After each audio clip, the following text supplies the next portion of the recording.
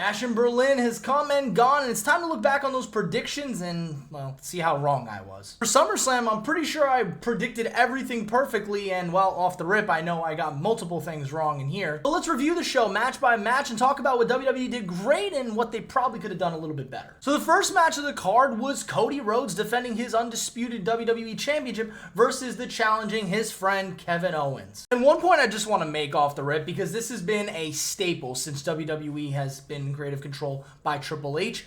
The starting a PLE with a world championship match, whether it's Cody's title or Damian Priest when he was the world heavyweight champion, going back to Rhea Ripley being the world champion, they start the PLEs with a world championship banger match, and it is such a great idea. It gets the crowd extremely energized early, and it bleeds into the rest of the show for sure. And if we're talking about energy, I gotta tell you, the Bash in Berlin crowd was unbelievable. I think it's arguable to put them in the same conversation as that France crowd. I mean, when I was experiencing it live, it was kind of felt like maybe this was actually slightly better, but it's hard. I'm going to have to go back and watch both of them back and just kind of examine, but man, was the crowd electric. And part of me believes that's one of the major things that made this match so great, because yeah, there is a little bit of story here between Cody Rhodes and his supposed knee injury and Kevin Owens still being a babyface, but seeming like he's going to turn heel. Is he going to attack that knee? And that was something we built up to before this match, and during the match there was multiple opportunities for Kevin Owens to turn heel and go back to his heel tactics, whether it was taking out Cody's knee when, Cody, I think, went for the Super Cody Cutter and collapsed. There was also the opportunity for him to powerbomb him on the apron, but Kevin Owens just never went through with it. But this doesn't mean that you can't turn Kevin Owens heel again in the long run. I mean, he's very much clearly open to it. I mean, he's thinking about turning heel. You could see it in his eyes when he's just thinking in his head, if I just kick Cody's knee right now, I could win this match. Wade Barrett screaming about it on commentary was so funny. But honestly, Kevin and Cody's friendship kind of made this match even more special, because it was an actual storyline talking about how you're going to have Cody, who's our current champion, he's the top guy, and, he beats Kevin Owens, who's his closest friend, and we're going to bleed into the storyline eventually with Randy Orton doing the same thing to Cody and being his friend going after that title, but Randy's not going to take the same heelless path. He's going to turn heel. But before I get sidetracked by a potential Cody and Randy match, I just want to point out this match was great. It did its job. Kevin Owens is just so amazing in the ring, and I really do want to see him win a world championship one day again, because he is unbelievable. He's great at storytelling. He's great on the mic. He's great in the ring. He does everything great, and right now, yes, it is Cody's time, and, I do believe the guy to take the belt off of Cody is going to be Randy in the long run, but it shouldn't hurt WWE to give Kevin Owens a world title run down the line. And save me all the nonsense about, oh, the match ending is predictable. I don't care if it's predictable. I don't care in the slightest. All I want is a good match, and I want good storytelling, and that's what this was. I think, yes, majority, I would say 99.9% of people predicted that Cody Rhodes was going to win this match because of the other storylines that we're going to eventually tell with him, and he did. So that was one prediction that we got right, so starting off with a banger. Next up was the tag team of Jade Cargill and Bianca Belair. I'm still not sure if they have like an official team name, the Dynamic Duo or something like that, taking on the team of the Unholy Union, and this was for the WWE Women's Tag Team Championships. So yeah, here it was. This is the first thing I got wrong. I honestly can safely say I was both really surprised, but the more I thought about it, I was less surprised. Because WWE has been building up the potential storyline of Bianca Belair and Jade Cargill. Eventually, one of them is going to turn on the other, and some of us fans thought this was going to be the moment, and it really didn't feel like it made sense to have them drop the tag titles and then eventually gain them back, because they were going to eventually break up, but no, here they were. They confidently won this match. I thought Blair Davenport would have gotten involved. Maybe Naomi gets involved. None of that happened. It was just a confident win for Jade and Bianca. But congratulations to the Unholy Union. They had a solid tag team title reign. I think it went on the perfect amount of time. They defended it on every platform. They got to win it in front of their home crowd. It was an awesome moment for them. But WWE knows the levels of prestige that those belts are when they're in the hands of Jade Cargill and Bianca Belair. And I think that's what they're going to want going forward, at least for a little while, until the eventual breakup between the two, which I think is going to be very similar to how Ronda Rousey and Shayna Baszler ended up dropping their tag team titles, because one turns on the other. But for the match quality, it was really good. I enjoyed it. I mean, Jade Cargill, I don't care what anybody tries to tell me that, she was better off in AEW. I don't care about that. What I care about is she comes to the WWE product, she's adopting their style, and she's doing a great job with it. And yes, when Bianca Belair made the hot tag to Jade, everyone was ecstatic, because we knew exactly what was going to happen. She was just going to powerhouse her way through everybody. everybody. And that's exactly what she did. She destroyed both Alba Fire and Isla Dawn, and it led to the eventual tag team move that they do, where it's like Jade picks up one and then Bianca hits something, whatever it was. It was pretty cool to watch. And yeah, I mean, it's awesome. It was a good match. I enjoyed it.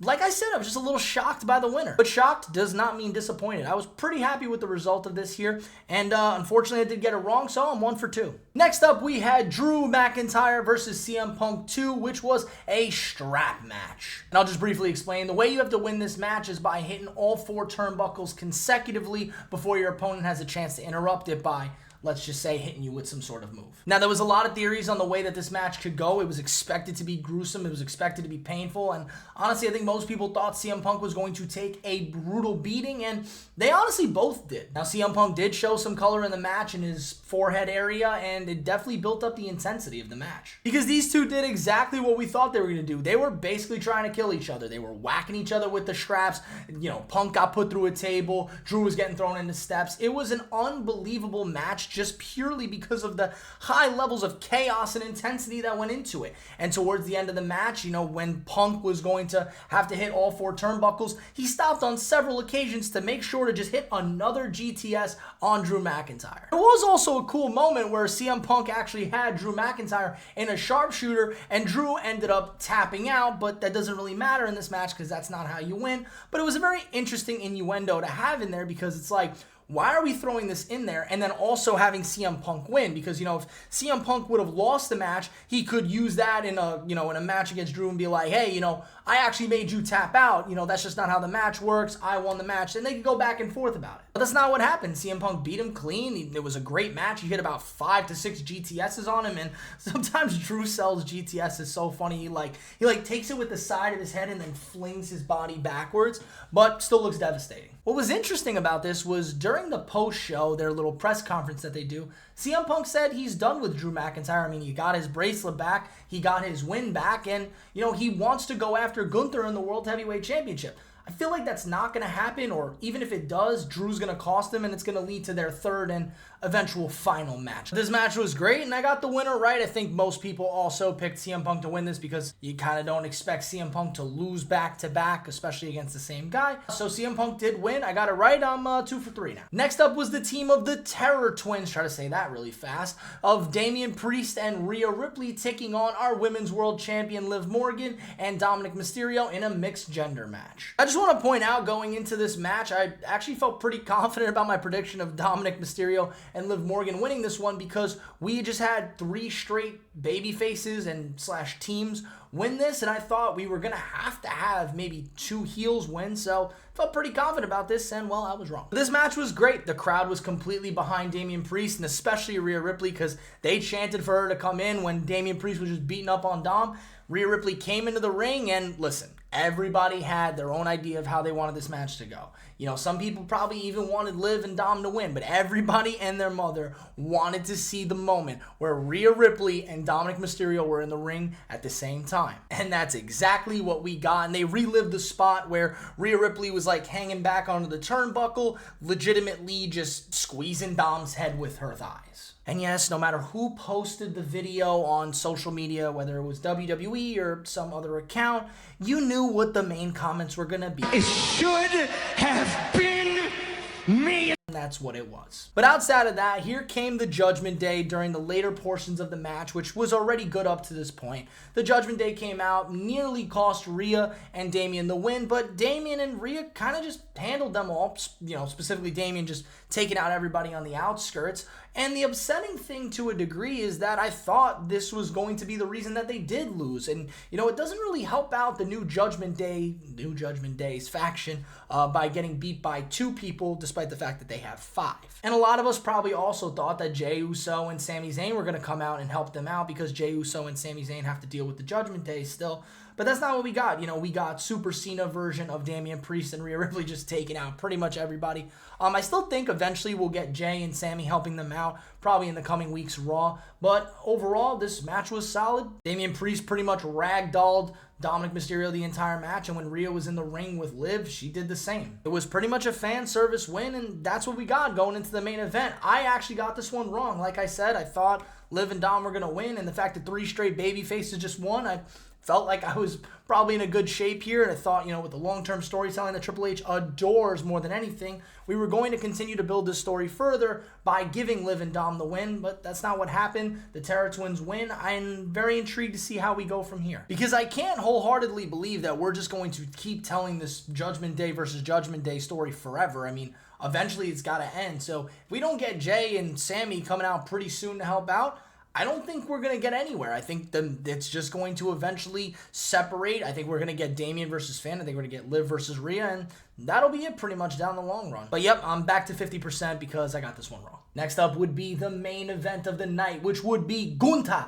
defending his World Heavyweight Championship against the Viper, Randall Keith Orton. Now, going into this, we were constantly told that Randy was going to be in enemy territory because they were going to be cheering for Gunther so heavy and Randy was going to get booed. Now, first of all, I'll tell you off the rip, I completely flat out denied that they were going to boo Randy Orton. And they didn't. They cheered him the whole time. They sang his theme song. It was great. But I'll tell you one thing, I really underestimated the positive reactions that Gunther would be getting. And it was really hard for Gunther to kind of keep his emotions in because he was smiling during the intros, kind of recognizing what he's doing. He's in Berlin here. He's defending the World Heavyweight Championship with the biggest wrestling company in the world against the current most experienced WWE superstar, the legend killer Randy Orton. People dream of these situations. Or I guess I should call them scenarios. But overall, this match had so many high expectations going into it, and it delivered on every possible one of them. The match started off in the typical Randy Orton fashion where, it was a little bit of a slow development and Gunther's a very mechanical wrestler, and it was such a, interesting but pretty sight to watch. The fans were going crazy during this match, cheering, doing the wave, going crazy for Randy, cheering for Gunther. It was like they were watching the last wrestling match they'll ever be able to watch. And I brought this up on the little, 59-second recap I did on TikTok about how the crowd can actually make these matches go from like a C/B tier to A/S tier. And one of my biggest complaints, for example, Johnny Gargano's one of my favorite superstars. He's currently one of the most underrated.